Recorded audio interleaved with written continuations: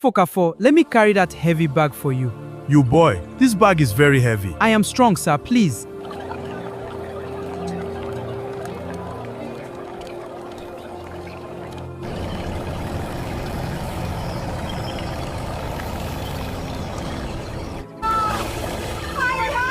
Mama! Mom! Help me up! I'm trying! Mama, hold on. I've got you. My son, I can't. Yes, you can. Lean on me. Thank you.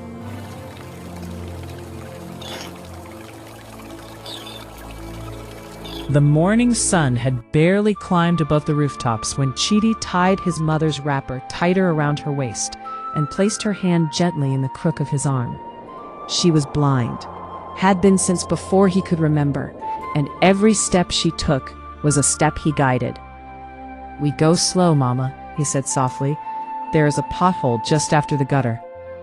She squeezed his arm and smiled the way only she smiled at him, full and unhurried, like she had all the time in the world. Chidi was 11 years old, and he had been her eyes since he was 6. The Eke market was already buzzing when they spread their small mat near the entrance and sat down. His mother had a bowl in front of her. Chidi sat beside her, straight-backed, watching the crowd flow in and out. Across the way, a group of boys his age were kicking a bottle cap between their feet, laughing loudly. One of them, Tunde, caught Chidi's eye and nudged the others. "Look at Beggar Boy," Tunde announced, loud enough for half the market to hear. "Sitting with his blind mama like he is her husband." The others cackled. One of them mimicked walking with a cane, bumping deliberately into a market woman's stall while the group doubled over. Chidi said nothing. He adjusted the cloth beneath his mother so she would not sit on the hard ground, and he looked straight ahead. It was a Wednesday when Mrs. Bello, a fabric seller with a large stall near the butcher row, spotted her daughter Ngozi walking toward Chidi's mat with a piece of chinchin in her hand. "Ngozi," she called sharply, come here right now." Her mother marched to her, snatched her by the wrist, and pulled her away with the kind of urgency usually reserved for open fire. "I have told you," Mrs. Bello whispered in a hiss loud enough for nearby ears. "I don't want you near that boy. Poverty is not a disease, but it has a smell, and I don't want it on you." Ngozi looked back at Chidi once. He had heard. He always heard. He turned to his mother and began describing the colors of the kites someone had put up at the far end of the market, painting a picture with his words so she could see it through him. One afternoon, while his mother rested her head and dozed lightly, Chidi told a group of men by the pepper stall that he wanted to become an engineer one day. He had seen a bridge being built on television at the shop where they sometimes watch news, and something in him had locked onto it like a key turning. The men looked at each other. One of them, a heavy-set man who sold palm oil, let out a slow, wheezing laugh. "Engineer," the man repeated, tasting the word like something sour. "This one, engineer." He shook his head and turned back to his conversation. Another man was kinder only in tone. "Go and find something to eat first, my son, before you talk of engineering." Chidi nodded politely and walked back to the mat. There was a Thursday. It rained, the kind of rain that falls without warning and sends the market into chaos, sellers scrambling for their goods, buyers running for cover. In the confusion, a woman bumped hard into Chidi's mother and knocked her sideways. She did not fall badly, but her elbow hit the ground and she cried out. Chidi was at her side in seconds, kneeling in the muddy water, checking her arm, pressing his small hands against the bruise forming near her wrist. "I'm fine, my son," she kept saying. "I'm fine. Just stay still, Mama." A woman watching nearby said to her friend, not quietly enough, "See how that boy is carrying this load. The mother should have thought of this before she had a child she cannot care for." Her friend made a sound of agreement. Chidi helped his mother to her feet, without raising his eyes. Fridays were the busiest at Eke Market, and the other boys knew it. They had a game they played, running between the stalls, collecting the small coins that fell from buyers' wrappers and pockets, splitting whatever they gathered at the end of the day. They never asked Chidi to join, and Chidi never left his mother's side to find out if they would. But one Friday, the boldest of them, a boy called Remy who wore a torn Chelsea jersey, stood in front of Chidi with his arms crossed. "Your mates are playing," Remy said. Why you just day sit down like old man? My mother needs me here.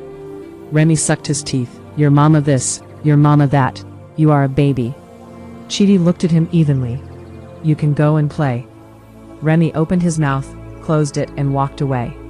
The evenings were when they were most themselves. Walking home, his mother's hand in his arm, Chidi would tell her everything. The colors he had seen, the argument between the tomato sellers, the kite, the rain. She would listen and ask questions and laugh in the right places. At home, before she slept, she would feel his face with her palms, his forehead, his cheeks, his chin, the way she had done since he was small. You are a good boy, she always said. Sleep, mama. He meant it like a prayer. One morning, a car Chidi had never seen in the market pulled up near the main entrance. Black, clean, with a driver who stayed beside it with his hands clasped. A man stepped out wearing a plain but well-cut adbada. He moved through the market the way important people do, with purpose, stopping at one stall, speaking to one seller, heading toward the Junction road. His hands were full, 2 heavy bags, a folder under his arm. Near the gutter, one of the bags slipped. Chidi, who had seen it coming, stepped forward. Let me help you, sir. The man looked at him, just briefly, assessing, then nodded. Chidi carried the heavier bag all the way to the Junction, 5 minutes away, the man walking beside him in silence. At the Junction, a second car was waiting. The man transferred everything into it, thanked Chidi with a short nod, and got in. Chidi walked back. It was only when he reached the mat that he saw it. A leather bag, dark brown, sitting at the foot of the gutter where the man had first dropped his things. The man had left it behind. He opened it just enough to see what was inside. A thick envelope of cash, another sealed envelope with official-looking stamps, a phone, a small notebook. He closed it immediately. He told his mother he would be back. He found a spot near the entrance of the market, visible in the open, and he sat with the bag between his knees. He came back to that spot the next morning, and the morning after that. On the third day, the black car returned. Chidi saw the man before the man saw him. He stood up and walked forward. Sir, you forgot your bag. The man stopped. He stared at Chidi for a long moment, then slowly took the bag. He opened it. He went through it. The envelope of cash, the sealed documents, the phone, the notebook, everything. His hands slowed as he checked each item. He looked up. Nothing is missing, he said quietly, more to himself than to the boy. No, sir. The man's name was Chief Okafor, and he had spent 30 years doing business in a world that had taught him to expect the worst from people. He stood there in the noise of Eke Market, looking at this small, serious boy in worn clothes, and he felt something shift in his chest. What is your name? Chidi, sir. Where's your family? Chidi pointed to the map by the entrance where his mother sat with her bowl and her patient, unseeing face. Chief Okafor was quiet for a while. Then he said, Take me to her. The details are simple enough. School fees paid, a small shop set up for his mother, so she no longer had to beg. A boy who studied with a ferocity that surprised even his teachers. The market men who had laughed forgot they had laughed. Mrs. Bello told people she had always known there was something special about that boy. Chidi became an engineer. He built things, real things, things you could stand on. And every project he completed, before he signed his name, he called his mother and described it to her. Every color, every angle, every detail. So she could see it through him.